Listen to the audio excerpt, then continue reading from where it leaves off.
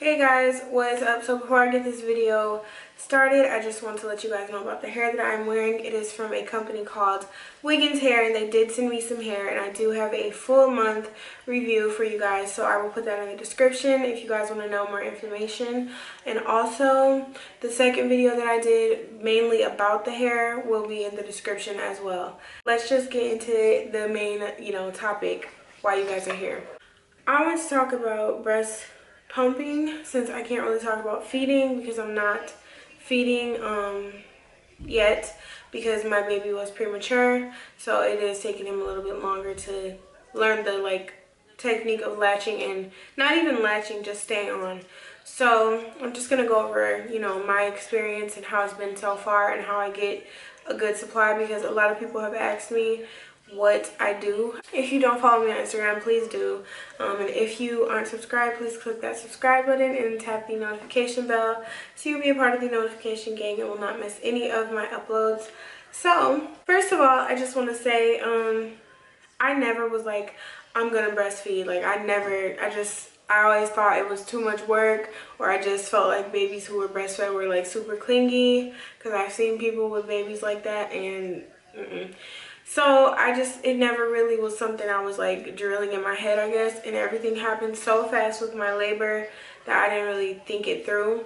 But of course, the lactation people at the hospital, they pressed it on me because he was premature and he needs that extra, that newborn babies already need. But with him being early, they really wanted me to do it. So I'm like, okay. So let's just go to like the second day after I had him. I was still in the hospital. They had me come in. They came in and gave me the pump, and the first time trying it, I did not like it. It wasn't painful, but I was like, no, this is not gonna work. So then gradually, I guess, it kept getting better, and so they put me on a schedule while I was in the hospital for like every 2 to 3 hours. Of course, me being like tired and lazy, whatever, I did the 3. It wasn't 2 hours, but they were just trying to prepare me for when he comes home and how he would eat. Now, ever since February, I've been exclusively breast pumping, so it is something that I do around the clock every day. It isn't just when I get engorged or anything like that.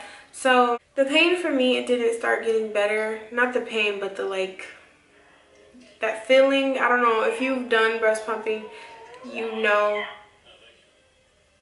Sorry, the baby monitor.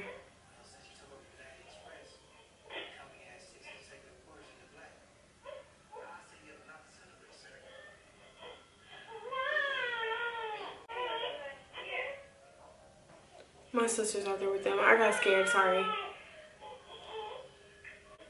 Something has got him fussing, but I don't know. So the pain, the uncomfortableness didn't get better until probably like 12 days of doing it for me. Now it just feels like a sucking at, it doesn't feel like, it's not comfortable because you're not used to it, obviously. And then I have my nipples pierced as well, so I don't know if that has anything to do with it, but it made it very, very uncomfortable on my end.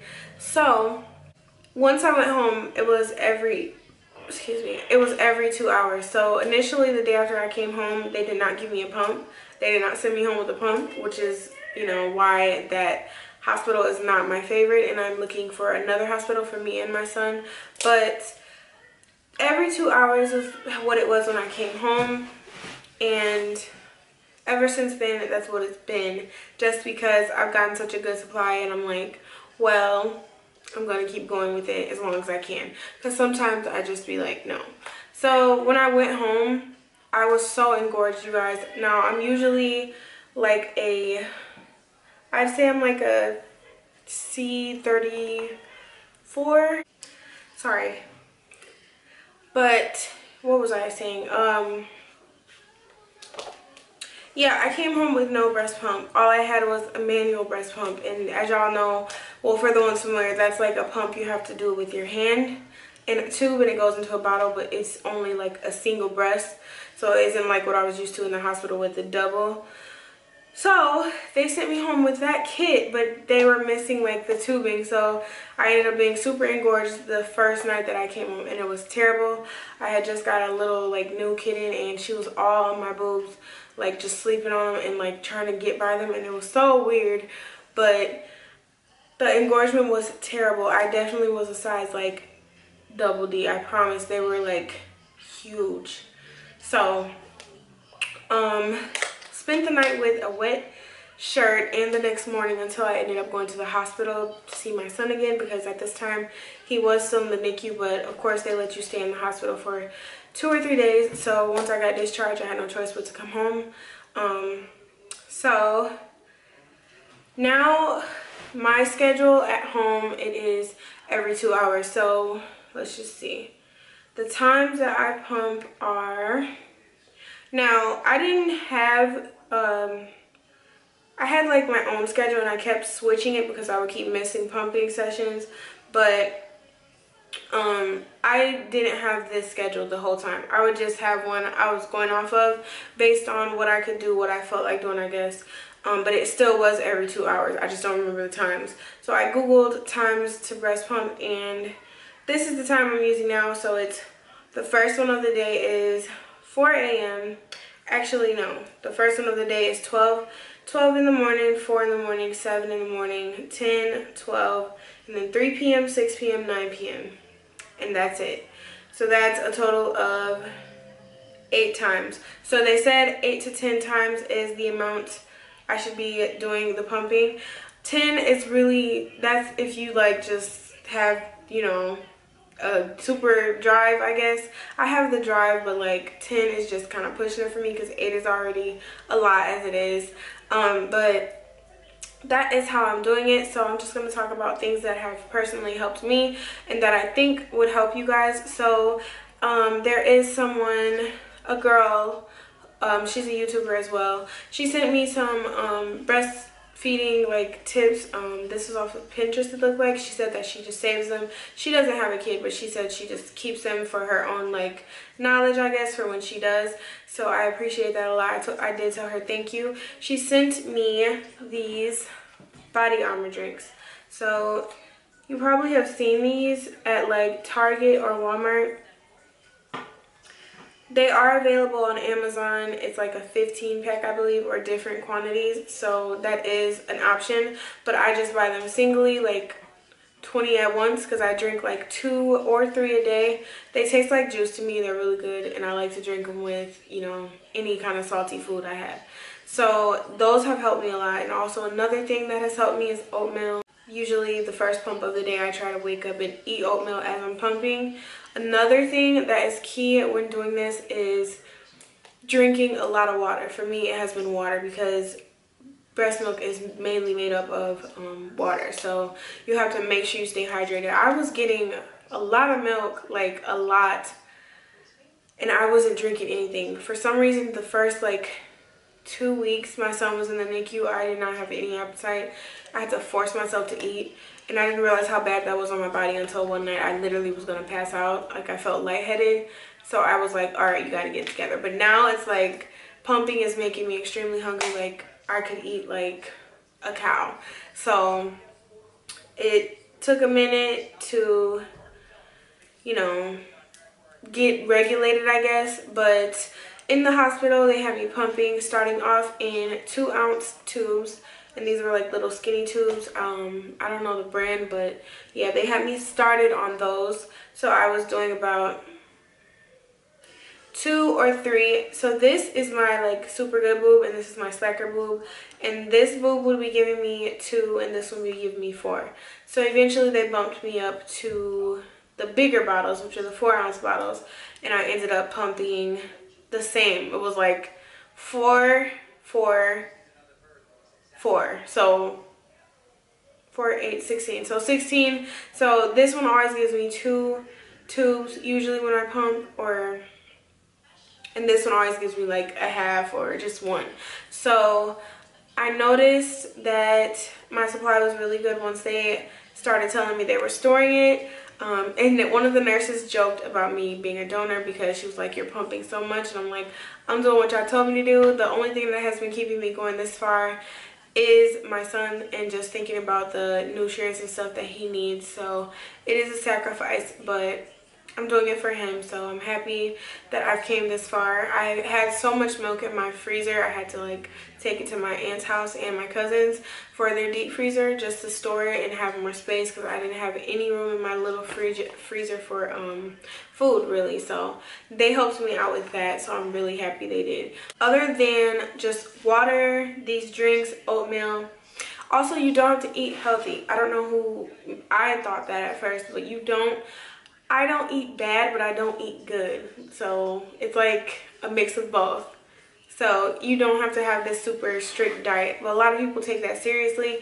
I just don't. Like I said, this is my experience and what worked for me. So that is what I'm here to tell you guys. You don't have to miss eating cheeseburgers and french fries or whatever you like. You can eat all that, okay? Nobody made a book where you have to eat this or that. But I do agree that eating those healthier foods will probably help your baby more, and you of course. But breastfeeding, it really helped me lose a lot of that face weight and a lot of just extra weight. My pouch was huge. It's now like a small pouch. I'm currently waiting to be cleared to work out, so I have to go see my doctor next Thursday, thank God, and I'm gonna get on some birth control, so looking forward to that. Definitely don't miss your pumps because it'll throw off your supply. So I kept sleeping through pumps at the night, so I'm trying to figure out a way to do all the pumps during the day because at night I sleep through them. Like, I promise I don't hear my phone unless someone calls me, so that made it really hard for me. But pumping throughout the day is probably the best, and sleep through the night. So the only time you do have to get up is when you have to feed your baby.